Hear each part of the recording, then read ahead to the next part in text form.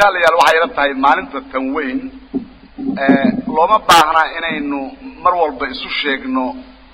sidii ay ku bilaabatay iyo wixii dhaliyay waxay la tahay macruuf inay tahay oo ama kalkii hore aynu sheegnay ama meelo badan lagu qoray taasuna ay ku filan tahay taariikheynteeda laakiin waxaan doonayaa inaanu ka gaaro mid haweenku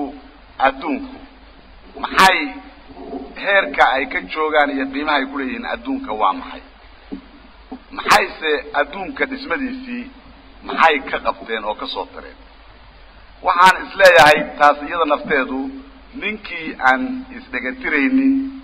ama aan muraad gumaysiya aan lahayno inuusan u baahnayn faallo badan iyadana in laga baxsho ilaa xaawaya ka aadan maalintii la abuuray haweenta iyo ninku waxay ahaayeen laba marnaba aan kala maarmaynin waxaase ayaan darro ahayd mabaadi'aha qaarkeeda amaba ayaan darro mabaadi'aha qaarkood oo khaasa kuwa loogu yeero raasamaaliga ama xoolo qabeenka loogu yeero in ay sida ay gumaysi badan ba ugu dhaqmaaniin inay haweenka ku tilmaameen dad u baahan in lagu isticmaalo gurigana ay joogaan lana dhowro sida alaabta fiican oo aqalka la dhigto oo kaleeto inay qiimo noocaas u yeelaan iyagoo u diidaya qiimihii aadaminimada oo qofku islahaa oo aan ka hooseyn karin midka ninku is leeyahay ka yaani taasu waxay u socotaa gumaysiga faraha badan leh oo dadka aadamiga dhaxyaal khaasa dhaxyaala adduunka raasamaaliga lagu sheego oo matalan siyaalihi uu ku fadhiyay haddaynu tirino ay aad u badan tahay maxaa kamida matalan oo haweenka garab yaala oo xaqir iyo xuquuq diid intaba ku dhaca waxaa kamida inagu Soomaalida gudaheena balada idig iyo Afrikaanka ana daado kuwii iyagu inay yiraahdaan ilbaxa iyo aqoonta iyo ya naga timid ku yiraahdaan oo la yiraahdo horay waxaynu anaga nafteena Afrika u gumaysan jiray imisaabay kala sooceen waxay yiraahdeen qof waa gob bay yiraahdeen qof waxay yiraahdeen markaa darteed isaga waxay ku tilmaamaan dhigoodu waxa weeye sida buluug oo kale kuwa gobta ah macnaheedu waxa weeye kuwa gunta ana oo ay xaqirayaana dhigoodu waa midab kale macasa sida dadka aadamiga dhigiisu wada xasiyay iyo ka been sheegaya yani waxyaalahaas ku tilmaamaan waxay yimaadaan nooc kaleeto oo la yiraahdo xoolo qabeen taajiriin magacooda la yiraahdo oo iyaguna kala sare heer saraha waxay yimaadaan dad la yiraahdo shaqaale iyagu ma yiraahdaan ay yiraahdaan heer ka dhexe oo loogu yeero dhaqaatiirta ofsarada funcionariga waaweyn waxa noocaas oo dhan iyagana la yiraahdo heer ka dhexe waxa la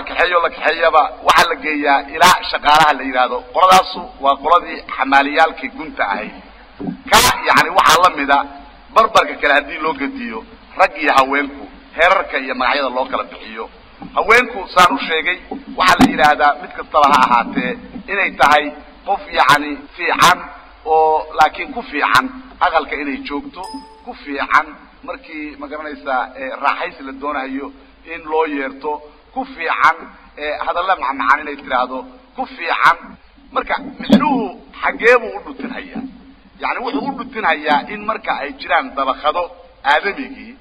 dabaqado loo yeero mid sare mid hoose mid sare mid dhexe mid hoose iyo mid aan isaga laba soo qaadin laakiin lagu xamaasho dhigiisana la xabo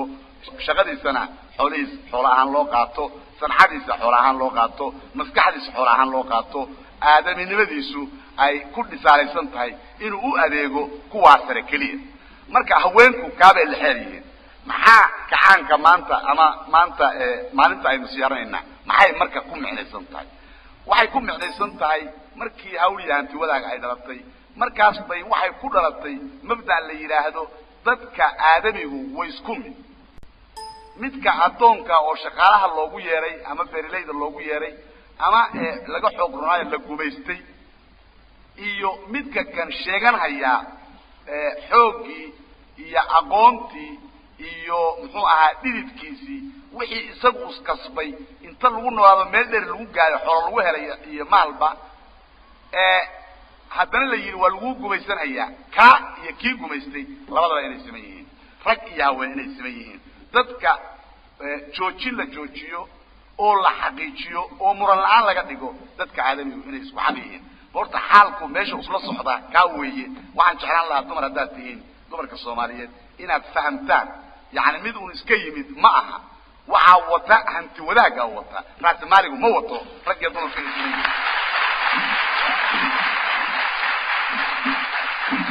وعوضة وعوية فريسين حقوق ده آدميكو إنه إسكمتهاي وحيستريهنا إنه يشرين هذه مركا لفتشو صنعهان لو فتشو علمي أهان لو بارو قف والبا وانت إلهي كشان عقل يسو رك يهوين اسكمد وياه وحد لسه ناق دقنات لسه وحد لسه من دقنات لسه وحد لسه ناق عقل بدن بعد لسه وحد لسه من عقل بدن بعد لسه وحد لسه من اسكت عند هذا والله ما لبيك اسكا رك يا ناقبا يا لسه وحد لسه من أقيس بدن بعد لسه وحد لسه جوارات قيس بدن بعد لسه وحد لسه قفها وكرها ورجع لسه وحد لسه قفها وكرها وهوينا بعد لسه وحد الكيسة جيسي هوينا لسه وحد لسه جيسي من هذا لسه وحد لسه فري هوينا لسه وحد لسه فري من هذا لسه صون نقطة أنا قد سلاف بينه ومقطع أنا قد بلاي ما إني أنت ولا قولن بي ومقطع واحد ومقطع أنتي أقول حق الإنسان كو إنه مدي هاي وصل مدى بكرالحين وصل كو مغنن رجع هوين وصل كو مغنن مدى يعني dadku ay leeyihiin u dhasheen usan ku muuqan dhar usqabo usan ku muuqan wax kaleeto ee uu ku muuqdo aadaminimada markii meel laga saro gidigood dhiigood uu cas yahay oo dhiig guduudan ama cas uu ka imaanayo garashada ay garanayaan xumaanta sida ay u garanayaan samaanta garashada ay waxtarka ay leeyihiin sida qof kasta rag iyo haweenba uu u leeyahay qof walba inuu waxna tari karo waxna dhimi karo qirida ah la socdaa taa oo ku fadhida aadaminimada guudka ah iyo sinaanta iyo cadaaladda adduunka dadka aan wadaago ay la doonayaan ama aaminsan ay la doonayaan jaallayaal haddaan gudaheena u soo noqono imisa gumaysi baa jira haweenka kaliya lama gumaysan jirin maxaa la gumaysan jiray oo kaleeto oo dalkeena yaalay miyaan gumaysi loogu gabanaynin markii qabyaaladda lagu shaqaynayay miyaan dadkeena qaarkiis la oranin waxay u dhasheen gunnimo abtirsiyo inta la daba galo gunnimo inay u dhasheen lagu cadeyn karaana wax markii la fatasho waxaan jirin miyay noqonin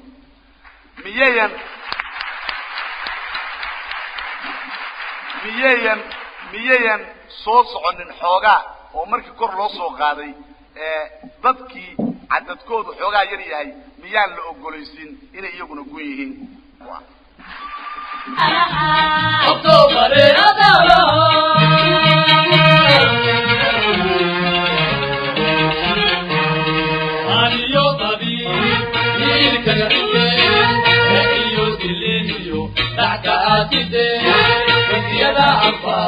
الباب وفركي وسيله ويرمانتي عالمي يدو وقاسك الارقالا اكتوبر يدالها